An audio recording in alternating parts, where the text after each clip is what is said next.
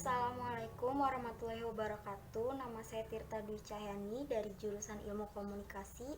Saya akan sedikit menjelaskan salah satu materi, yaitu materi atraksi interpersonal dari mata kuliah Psikologi Komunikasi.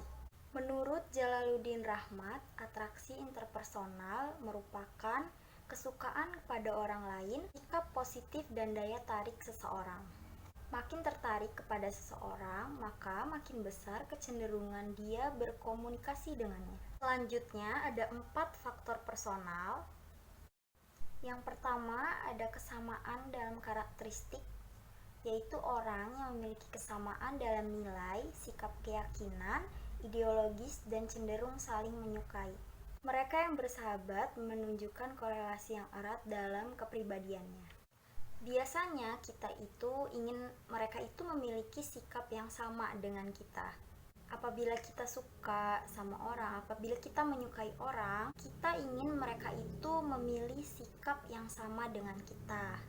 Dan biasanya kita itu akan resah jika dia itu cenderung menyukai apa yang kita tidak suka atau apa yang kita benci. Asas kesamaan ini pada dasarnya adalah bukan satu-satunya determinan atraksi. Karena atraksi interpersonal merupakan gabungan dari keseluruhan interaksi antar individu. Yang kedua adalah tekanan emosional.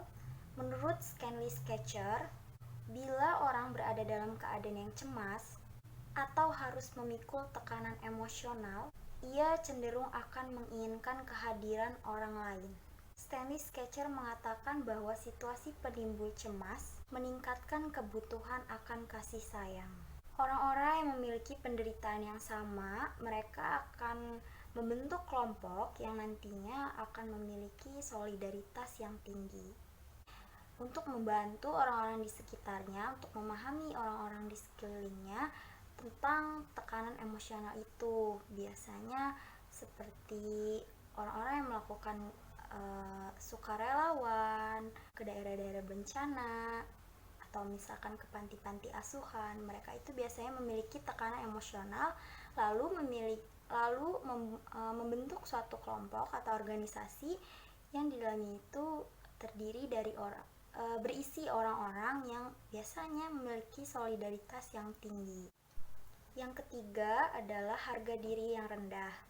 Orang yang rendah diri, biasanya mereka itu cenderung mudah tertarik terhadap orang lain. Biasanya bila harga diri direndahkan, hasrat afiliasinya itu akan bertambah dan dia itu cenderung akan lebih responsif untuk menerima kasih sayang dari orang lain. Menurut Tubbs and Moss dalam Rahmat 2007, menambahkan orang yang rendah diri cenderung mudah mencintai orang lain.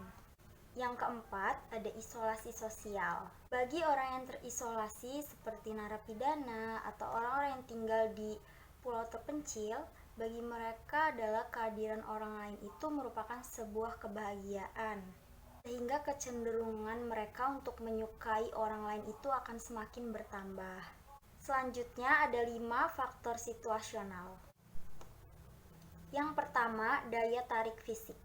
Beberapa penelitian mengatakan bahwa daya tarik fisik itu menjadi penyebab utama dalam terjadinya atraksi interpersonal.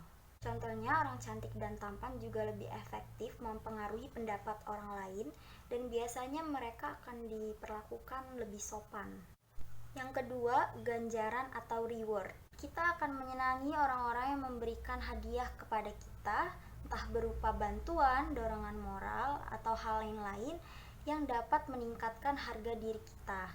Kita menyukai orang-orang yang menyukai kita dan kita juga menyukai orang-orang yang memuji kita. Karena atraksi interpersonal akan muncul apabila mendatangkan keuntungan bagi kita. Yang ketiga, familiarity.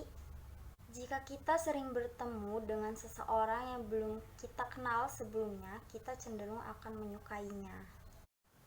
Yang keempat, kedekatan. Orang cenderung menyukai mereka yang tempat tinggalnya itu berdekatan, dan persahabatan lebih mudah muncul di antara mereka mahasiswa yang duduknya berdampingan. Dan hubungan itu juga tergantung dengan kedekatan mereka. Kelima, kemampuan.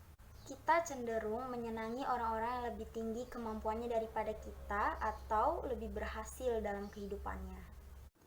Selanjutnya ada 4 hubungan interpersonal. Yang pertama, model pertukaran sosial. Model ini memandang hubungan interpersonal sebagai suatu transaksi dagang, yaitu mengharapkan sesuatu yang memenuhi kebutuhannya. Yang kedua, model peranan. Hubungan interpersonal berkembang baik bila tiap individu bertindak sesuai dengan ekspektasi peranan masing-masing. Ketiga, model permainan. Dalam hubungan interpersonal, kita akan memperlihatkan aspek kepribadian kita sebagai orang tua, orang dewasa, atau anak-anak. Dan orang lain juga akan membalasnya dengan salah satu aspek tersebut. Model ini memandang hubungan interpersonal sebagai suatu sistem. Setiap sistem memiliki sifat struktural, integratif, sehingga satu sama lain itu saling bergantung. Semua unsur dalam model ini cenderung saling memelihara dan mempertahankan kesatuan. Bila salah satu anggotanya ada yang terganggu hubungan atau komunikasinya, maka yang lain akan mengambil tindakan. Hubungan ini dalam kehidupan sehari-hari itu jarang ditemukan. Biasanya hubungan ini itu lebih kepada organisasi. Selanjutnya ada tahap hubungan interpersonal. Yang pertama ada pembentukan. Tahap ini biasanya disebut sebagai tahap pengenalan.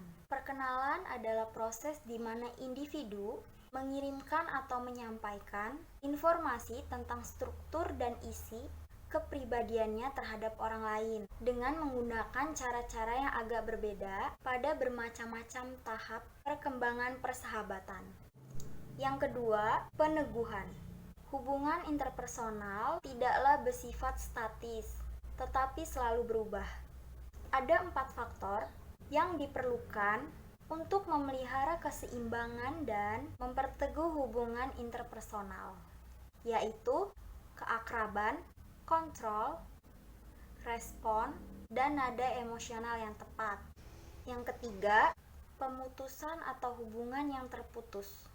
Biasanya diawali dengan pemisahan antar individu, yang dilanjutkan dengan pemisahan diri dengan lingkungan sosial yang lebih besar. Untuk ini, di dalam dunia kerja adalah pemutusan hubungan kerja yang dapat diprakarsai baik oleh perusahaan atau oleh karyawan. Sekian sedikit penyampaian materi atraksi interpersonal dari saya. Kurang dan lebihnya mohon maaf. Terima kasih. Wassalamualaikum warahmatullahi wabarakatuh.